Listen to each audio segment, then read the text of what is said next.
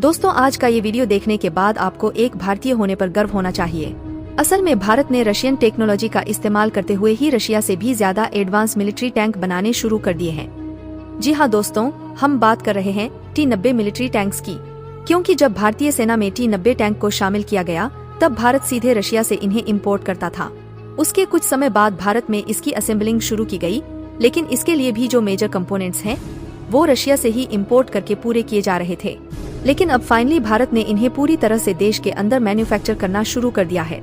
T-90 tank, जिसे भीष्म नाम से भी जाना जाता है, वहीं MK-3 नाम से भी इसकी कुछ पहचान है।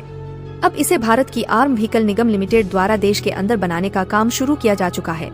यहाँ पर इस कंपनी को लाइसेंस मिल चुका है इसको बनाने का। इसके बाद ही इस प्रोसेस को शुरू किया गया है और इसे हम पूरी तरीके से मेड इन इंडिया तैयार कर रहे हैं। यह कहना सही नहीं होगा, बल्कि लाइसेंस बेसिस पर इसे भारत के अंदर तैयार किया जा रहा है। लेकिन इसमें लगे हुए जितने भी इम्पोर्टेंट कंपोनेंट्स हैं, उन्हें भारत ही तैयार करना शुरू किया है। लेकिन बात की जाए कि यहाँ पर वो कौन सी टेक्नोलॉजीज हैं जिन्हें भारत ने रशिया से भी ज्यादा नेक्स्ट लेवल पर बनाकर इस टैंक के साथ इंटीग्रेट कर दिया है। सबसे पहले इन टैंक्स के अंदर अपडेटेड ऑटोमेटिक ट्रैकिंग सिस्टम को इंटीग्रेट किया गया है। यानी कि जब ये अपने किसी भी मिशन पर जा रहा है, तो इसमें लगे हुए तमाम तरीके के सेंसर्स और कैमरा अपने आसपास की चीजों को स्कैन करते रहते हैं, और अगर इन्हें कोई भी मूवमेंट नजर आता है, तो ये उसे आसानी से डिटेक्ट करते हुए सारी इन्फॉर्मेशन नीचे पहुंचाते रहते हैं, ताकि पता चल सके कि हमारे आसपास किस तरह का माहौल है।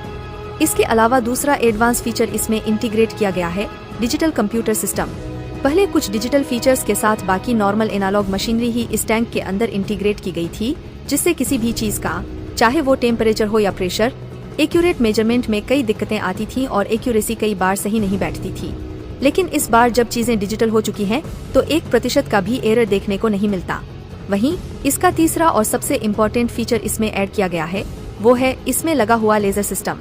नॉर्मल ये टैंक अपनी कुछ किलोमीटर की दूरी तक ही चीजों पर नजर रख सकते थे, लेकिन इस नई टेक्नोलॉजी की मदद से ये करीब 7 से 8 किलोमीटर की दूरी तक नजर रख सकते हैं। इसके अलावा इसमें लगा हुआ लेजर सिस्टम रात में भी दुश्मन पर नजर रख सकता है।